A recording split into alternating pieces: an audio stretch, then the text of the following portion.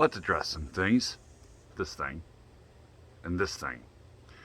Okay, those things are, for those of you that don't want to read, comments on the short I made about which side of the bed is yours.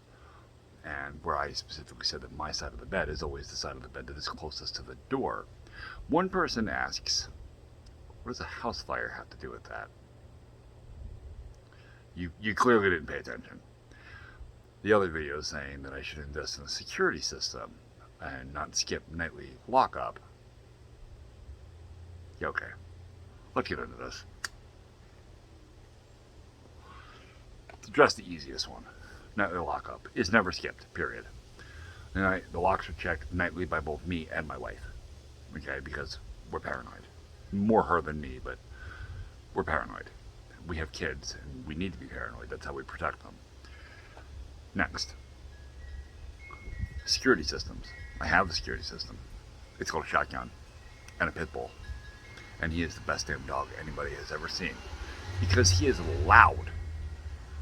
Very loud. He's got a very deep, very angry bark. And he will wake me up if someone is in my house that doesn't belong there. Now, what does a house fire have to do with it? Okay. Nothing.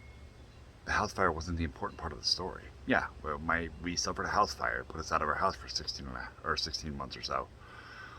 The point is that I always sleep closest to the door no matter where we sleep. We had a house fire and it displaced us. We lived in a motel for 16 months. And I slept closest to the door in the motel. And then when we moved back into the house, the company that handled all of our gear kind of threw everything back in here haphazardly, and nothing was where it was supposed to be. You know, and I don't expect them to go through all of that, but it created some chaos and issues with things being where they ought to be. And everything was disorganized for a while. So the bed got moved around our bedroom several times until everything had a home and was in its home and things were organized again.